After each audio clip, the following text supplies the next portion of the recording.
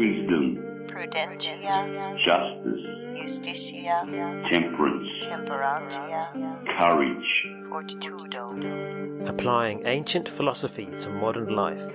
This is the Sunday Stoic. Welcome to the Sunday Stoic Podcast. This is Steve. Before we get started, thank you Nick, Christopher, and Michael for joining the team on Patreon.com.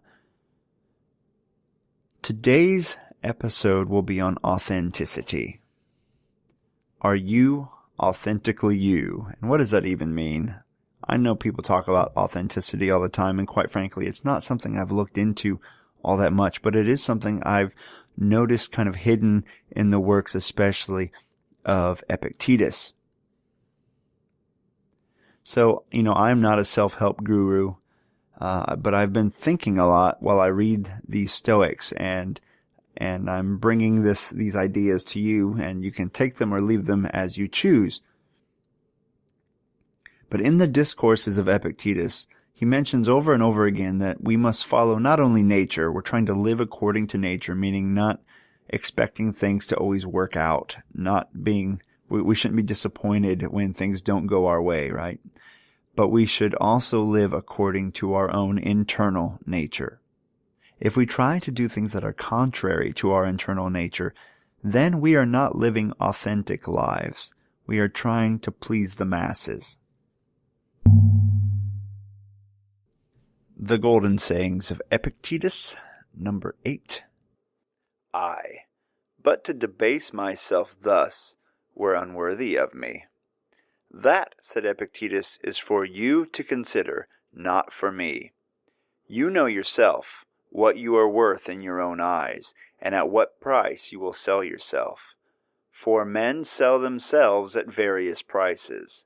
This is why, when Florus was deliberating whether he should appear at Nero's shows, taking part in the performance himself, Agrippus replied, "But why do you not appear?" He answered, "Because I do not even consider the question." For the man who has at once stooped to consider such questions and to reckon up the value of external things is not far from forgetting what manner of man he is. Why? What is it that you ask of me? Is death preferable or life? I reply life. Pain or pleasure? I reply pleasure. But if I do not act, I shall lose my head. Well, then go and act. But for my part, I will not act. Why? Because you think yourself but one among the many threads in the cloak. You should aim at being like men in general, just as your thread has no ambition either to be anything distinguished when compared to the other threads. But I, on the other hand, desire to be the purple stripe, that small and shining part which makes the rest seem fair and beautiful. Why do you bid me to become even like the multitude, when I could be the color purple? The Discourses of Epictetus, Book 3, Chapter 22, on the Calling of the Cynic. You are a calf. When the lion appears, do your part, or you will suffer for it. You are a bull. Come near and fight, for it is your proper character, and it lies within your power. You can lead the army against Ilion. Be Agamemnon. You can fight Hector in single combat. Be Achilles. But if Thyestes came forward and claimed the command, he would not get it, or if he got it, he would be shamed before a multitude of witnesses. You are like the rest, must give the matter careful thought. It is not what you think. I wear a coarse cloak now, and I shall do then. I sleep on a hard bed now, and I shall do so still. I shall take myself a wallet and staff, and begin to go about begging and reviling those I meet. And if I see anyone using pitch plasters, or with his hair finely dressed, or walking in scarlet, I shall rebuke him. If that is your impression of the cynic's calling, give it a wide berth. Do not come near it, for you have no concern with it. But if you have a true impression of it, and still deem yourself not unworthy, then consider What a great enterprise you are taking in hand. The Meditations of Marcus Aurelius, Book 8, number 27. How cruel it is not to allow men to strive after the things that appear to them to be suitable to their nature and profitable, and yet, in a manner, you allow them to do this when you are vexed because they are wrong. But they are certainly motivated by the things because they suppose them to be suitable to their nature and profitable to them. But it is not so. Teach them then, and show them without being angry. To pretend to be something that we're not is not living according to our own internal nature. We have to admit that we all have our own restraints on who we can be. For example, I will not be a mathematician, and I will never be an accomplished athlete, like an American football player, right? I can improve in my math abilities, and I can go to the gym and become more athletic, perhaps, but my natural abilities are just simply not located there. My dad is a good mechanic. My brother is also a good mechanic and loves farming and working on the equipment on the farm. I enjoy the romanticism of farm life, but the actual day-to-day, like mechanicking and things, that's not for me. I would fail if I applied myself there. Now, Epictetus gives us a lot of advice throughout the discourses, throughout the Enchiridion, but one thing he stresses is that he cannot tell us when to cave in to societal pressures and when to resist. That's up to us. He does tell us elsewhere, you can sell yourself, but don't do it cheap, right? You hear that quoted quite often online. But it's something only we can know, when we should cave in to pressures, when we should resist, how we should handle ourselves in that way. You have to know if you are a bull or you are a calf, or, are you a teacher, are you a student, are you a father, are you a son? These are all things that you need to keep in mind about yourself when making decisions. Only we know ourselves, only we know our breaking points, and only we know some of our strengths and weaknesses. We must know ourselves, like Socrates recommends. Some people are completely willing to kiss up to others to gain power, to lie in public, things like that. And some of us are absolutely unwilling to do these things. So maybe certain arenas are now close to you. You're not going to be a politician, right? Others are meant not to be like everyone else, like we hear in the reading, but to stand out as an example to society, like the purple stripe stands out on the background of a white robe. So we have to decide, should we try to fit in and be just the background, or do we really feel that we have something to offer and we can be an example of a really good human being? We can be the purple stripe in society, the purple stripe on the robe. Epictetus says, don't pretend to be a bull if you are a calf. When the lion comes, if you're a calf, then go run and hide behind the bulls. Don't stand out front and pretend to fight, or to fight the wolves, because the wolves will take you down. But if you are a bull, it is your duty to stand up and fight. But only you know what your role is. Only you can tell if you're a bull or a calf. But if you know you're a calf and you pretend to be a bull, you're going to embarrass yourself, and it will end poorly. Now, we need to keep in mind that we can stretch our roles. We can go out of our comfort zone. We can learn new things, but we need to be careful not to take on new roles that are completely contrary to our own individual nature.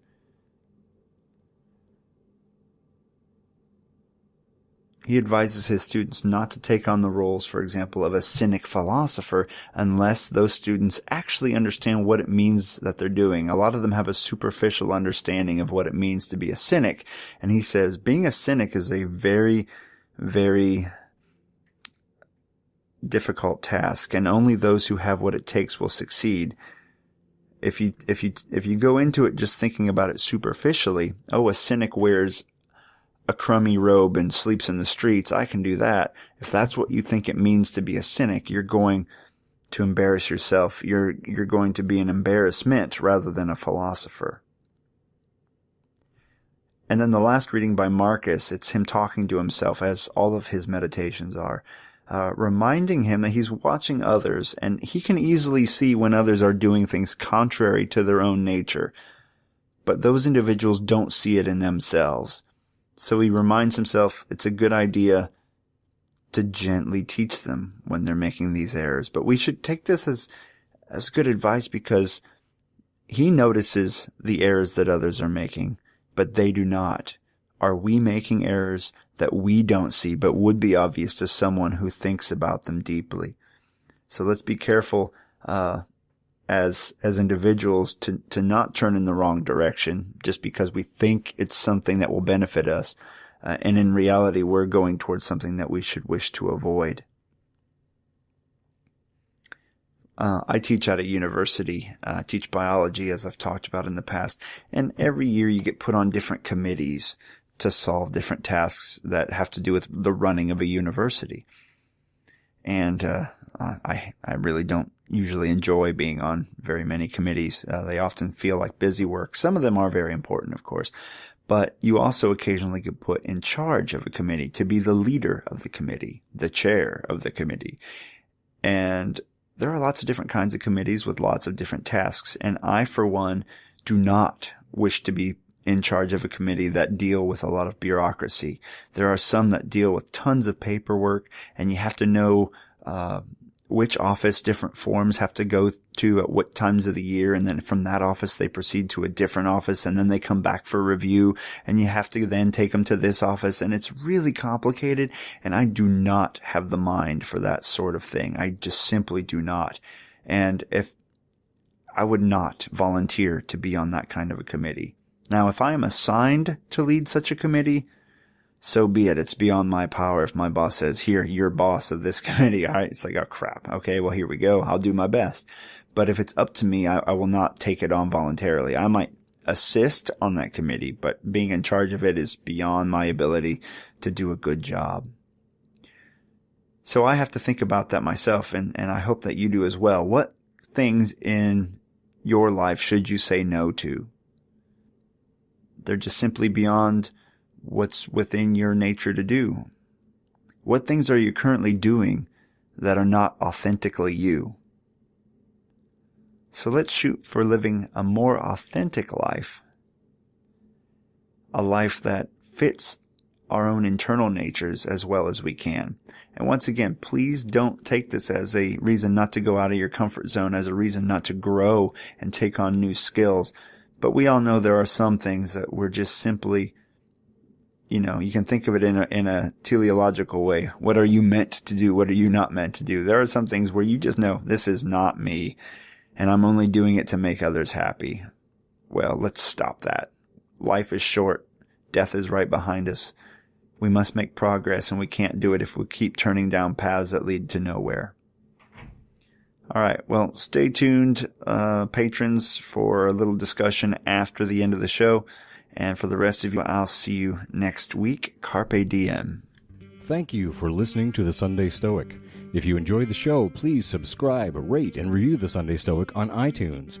Become a member of the Sunday Stoic team, earn rewards, and be an integral part of the show by becoming a patron at www.patreon.com/SundayStoic.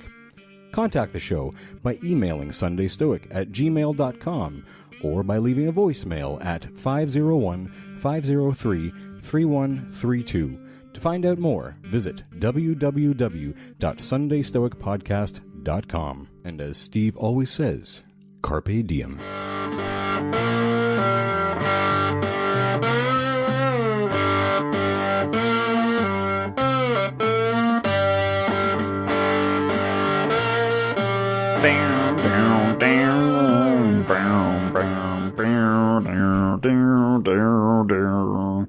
Hey patrons, it's Steve.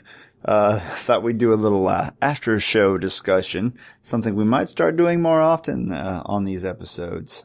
Might be a neat way to give you a little more bang for your buck, for your Stoic dollar, for helping.